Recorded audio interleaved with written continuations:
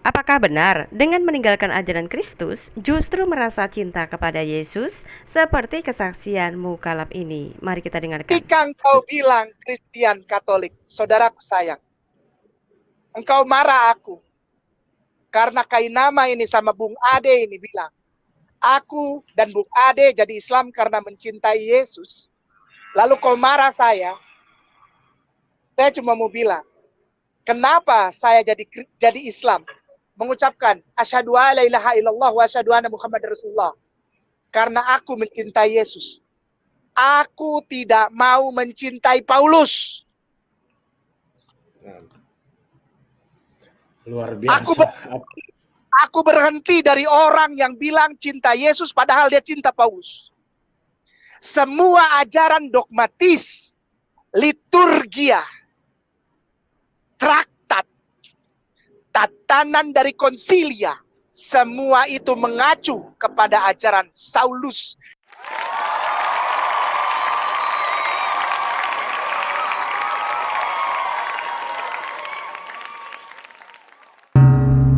Amsal 26 ayat 24. Si pembenci berpura-pura dengan bibirnya, tetapi dalam hati dikandungnya tipu daya. Ayat 25-nya, kalau ia ramah, janganlah percaya padanya, karena 7 kekejian ada dalam hatinya. Ayat 28, lidah dusta membenci korbannya, dan mulut licin mendatangkan kehancuran. Opa Kain harusnya bukan cinta pada Yesus, tapi harus cinta pada Muhammad, Nabi Anda sekarang dong. Kenapa sudah keluar dari Kristen masih merasa cinta sama Yesus? Kalau benar Anda mencintai Yesus, harusnya imanmu dasarnya Alkitab dong. Karena hanya di dalam Alkitab lah ada disebut Yesus. Sedang Quranmu gak ada nama Yesus, kecuali Anda revisi tuh kitabmu, ganti nama Isa alaihissalam jadi Yesus Kristus. Kemudian ketika Anda nanti sudah masuk ke alam kubur dan bertemu dengan mungkar nangkir, akan mengalami sisaan bertubi-tubi karena Anda masih mempercayai kitabnya orang kafir daripada kitabmu yang baru, Al-Quran. Apa iya Anda ketika jadi muslim masih malu mengakui kalau teladan Nabi Anda itu paling sempurna? Tapi aneh aja sih, apakah Anda benci Paulus karena Paulus ngajarin begini ya? Kita baca nih ajaran Paulus.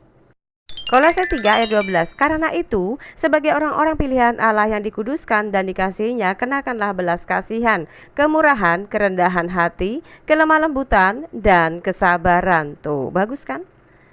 Jadi karena Paulus ngajarin sabar dan penuh kasih itu membuat mualaf benci Paulus toh. Sedang sabar dan penuh kasih juga itu diajarkan oleh Yesus. Jadi yang jujur dong opa, kalau membenci orang itu jangan tanpa alasan dong. Mazmur 109 ayat 3. Dengan kata-kata kebencian mereka menyerang aku dan memerangi aku tanpa alasan. Nah ini gak boleh loh dalam Mazmur Daud ya. Oke, sekarang saya minta opa Kain buka mata, telinga, hati, dan pikirannya ya. Kita tes, apakah betul Kainama mencintai Yesus? Matius 28 ayat 18. Yesus mendekati mereka dan berkata, kepadaku telah diberikan segala kuasa di sorga dan di bumi. Nah, kalau nama Yesus adalah nama yang sudah dinyatakan di bumi sebagai penguasa di bumi dan di sorga, kok Anda memilih Muhammad, opa? Matius 28 ayat 19. Karena itu pergilah, jadikanlah semua bangsa muridku dan baptislah mereka dalam nama Bapa dan Anak dan Roh Kudus. Nah, sedang Yesus juga telah memerintahkan untuk Anda supaya pergi dan jadikan semua bangsa muridnya Yesus. Lah kok ente malah pergi menjadikan bangsa muridnya Muhammad?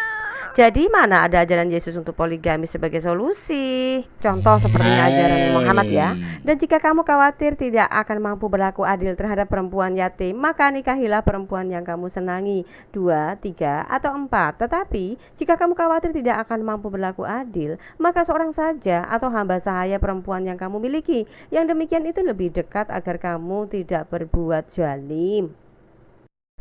Beda kan dengan ajaran Yesus? 2 Petrus 2 ayat 2. Banyak orang akan mengikuti cara hidup mereka yang dikuasai hawa nafsu, dan karena mereka jalan kebenaran akan dihujat. Tahu nggak, yang namanya nafsu makan, pengennya makannya banyak. Begitu pula orang yang penuh nafsu birahi, pengennya ceweknya banyak. Jadi mana menurut Opa Kaing yang benar? Pilih melampiaskan nafsunya atau mengendalikan nafsunya yang benar? Yakobus 3 ayat 3. Kita mengenakan kekang pada mulut kuda, sehingga ia menuruti kehendak kita. Dengan jalan demikian, kita dapat juga mengendalikan seluruh tubuhnya. Ini bicara tentang penahanan nafsu ya. Jadi, yang disebut guru, nabi, gembala, atau pemimpin itu harus bisa memberi teladan benar bagi pengikutnya. Jangan sampai pengikutnya lebih bisa mengendalikan hawa nafsunya, tapi pemimpinnya tidak. Nah, ini sangat memalukan. Apa kata dirinya dong? Nah, sekarang bagaimana ajaran dan teladan nabimu, Opa? Apakah masih bisa diikuti untuk zaman sekarang?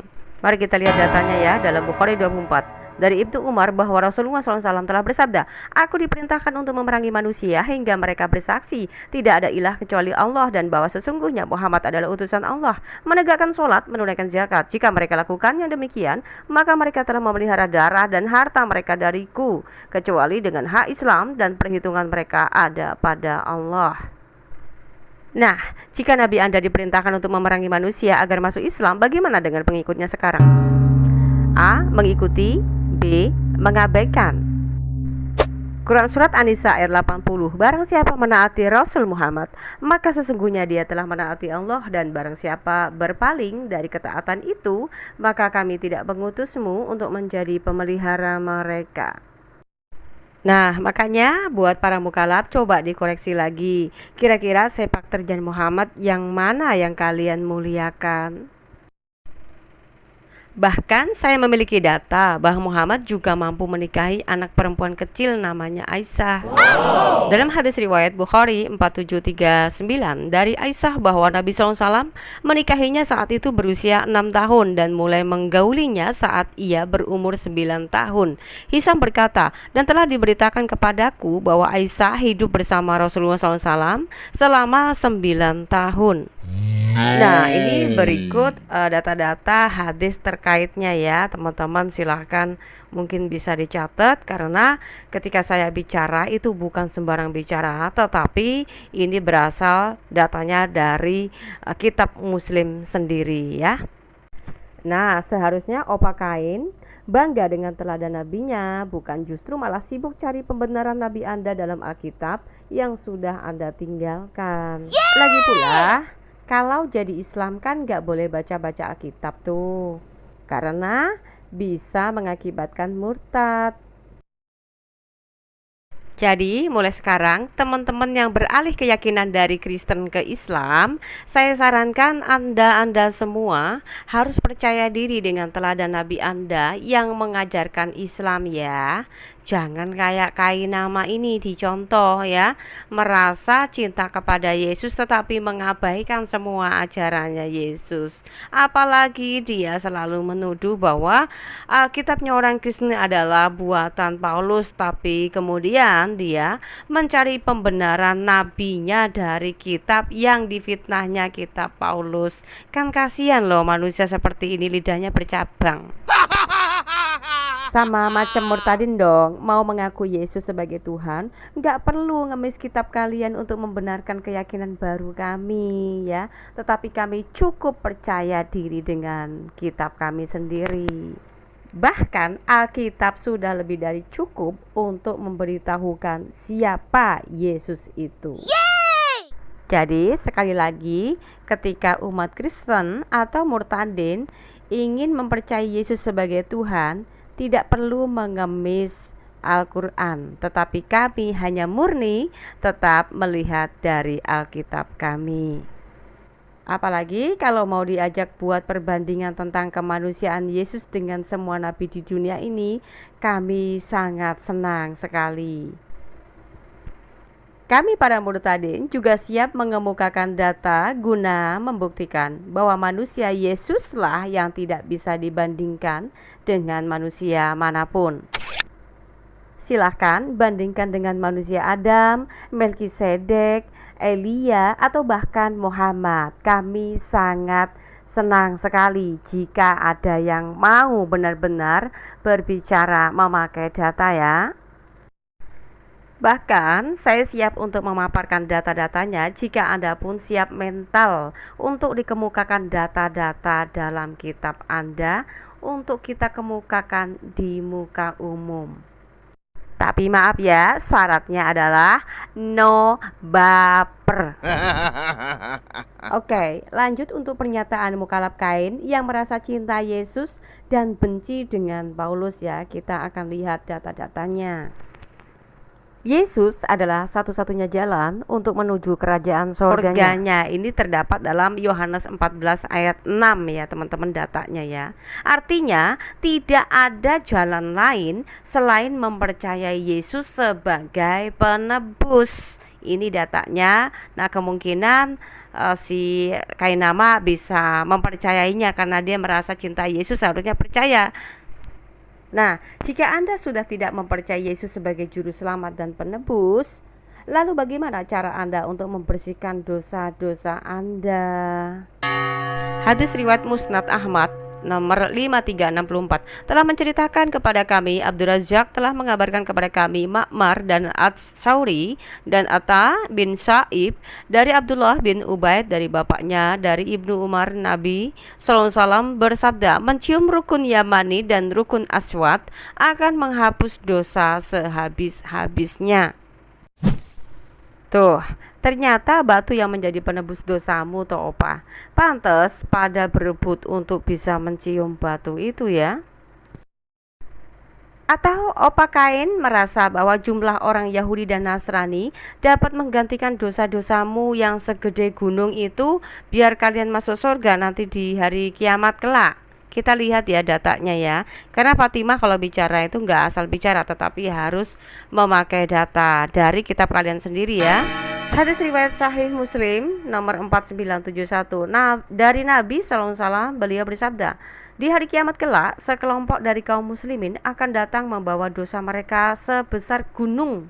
Lalu Allah mengampuni dosa-dosanya, kemudian dibebankannya kepada orang-orang Yahudi dan Nasrani. Nah, gimana?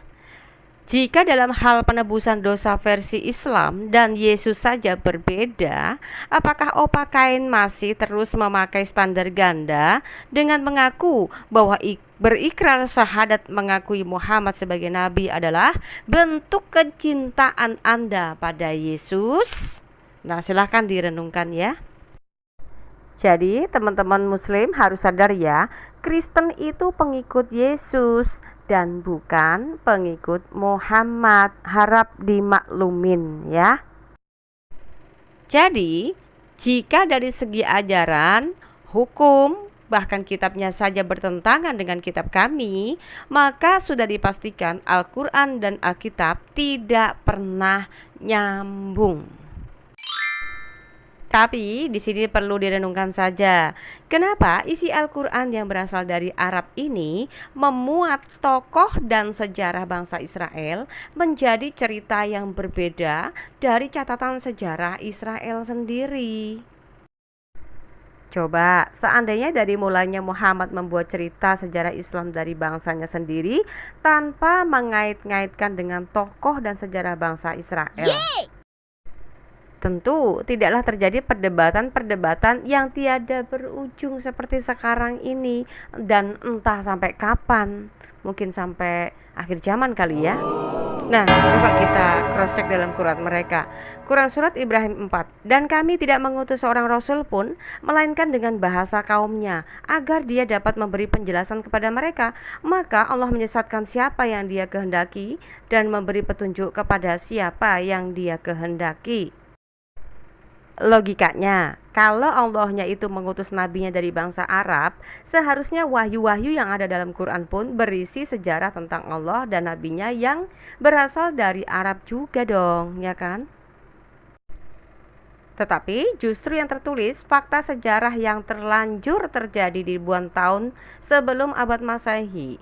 Jadi harusnya nggak perlu diceritakan lagi gitu loh. Misalkan ya, proses penciptaan alam semesta serta makhluk hidupnya kok berbeda. Nah, ini harus direnungkan.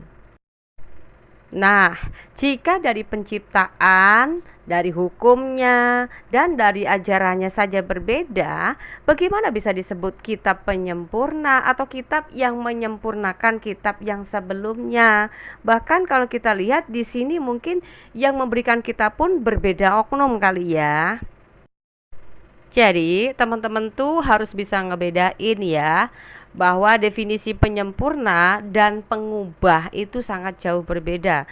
Kalau yang namanya penyempurna, ada sesuatu yang cacat atau yang kurang dari kitab terdahulu lalu dia sempurnakan dan menjadi lebih baik lagi, bahkan 100% lebih baik. Nah, sedangkan definisi mengubah itu artinya dari hal cerita yang sudah ada kemudian dengan tokoh yang sama tetapi ceritanya berbeda. Nah, ini bisa dikategorikan sebagai pengubah ya. Jadi harus bisa dibedain definisi penyempurna dan pengubah ya, teman-teman muslim. Nah, sekali lagi saya pertanyakan, benarkah Al-Quran adalah kebenaran? Kemudian, jika kebenaran, kok bertentangan dengan kitab yang dianggap benar oleh mukallaf kain? Ingat ya, banyak muslim yang sampai hari ini masih mengais-ngais Alkitab sebagai kitab yang menubuatkan Muhammad loh. Jangan lupakan itu. Artinya, entah tersembunyi dari lubuk hati, ternyata Alkitab sangat laris dipretelin dan dikais oleh sebagian muslim untuk membenarkan kenabiannya. Jadi, stop membohongi diri sendiri ya, bahwa ternyata Alkitablah yang mudah dipahami daripada Al-Quran. Tapi kenyataannya, kalau kita lihat datanya bagaimana ya, seperti yang tertulis dalam Quran sendiri menyebutkan dalam Quran surat Al-Zukhruf ayat 3, kami menjadikan Al-Quran dalam bahasa Arab agar kamu mengerti. Ini kata Al-Quran ya. Nah, silahkan direnungkan, mana yang benar, Al-Quran atau Alkitab yang mudah dimengerti? Karena survei membuktikan kebanyakan umat Islam kalau ditanya soal Qur'annya pasti jawab bukan ranahnya untuk mengerti, karena bagi kalangan akan mengatakan Al-Quran itu tidak boleh sembarangan ditafsir oleh manusia, itu kata mereka. Loh, kan kitab suci diberikan untuk semua manusia, tapi kalau yang boleh menafsir hanya yang berpendidikan saja, yang nggak bisa baca tulis, gimana dong nasib imannya? Ditambah lagi kepercayaan muslim yang semuanya harus diinterogasi sama malaikat kubur. Pertanyaannya, ma imam muka, apa dasar imanmu? Nah, kalian akan jawab apa? Kan masing-masing sudah diberi mata untuk melihat, diberi telinga untuk mendengar, dan diberi akal untuk berpikir. Jadi bukan bergantung siapa penafsirmu atau siapa ustadzmu, bukan? Maka jangan sampai apa yang dikatakan Yesus dalam Alkitab kembali menunjukkan kebenarannya. Matius 13 ayat 9 dan 13. Siapa bertelinga, hendaklah ia mendengar. Itulah sebabnya aku berkata-kata dalam perumpamaan kepada mereka, karena sekalipun melihat, mereka tidak melihat, dan sekalipun mendengar, mereka tidak mendengar dan tidak mengerti. Matius 13 ayat 16 sampai 17-nya. Tetapi berbahagialah matamu karena melihat dan telingamu karena mendengar. Sebab aku berkata kepadamu, sesungguhnya banyak nabi dan orang benar ingin melihat apa yang kamu lihat, tetapi tidak melihatnya, dan ingin mendengar apa yang kamu dengar, tetapi tidak mendengarnya. Nah, harus jujur ya, jangan malu-malu. Masa sama Nabi sempurna dan mulia kok nggak pernah ditunjukkan pada dunia gitu loh.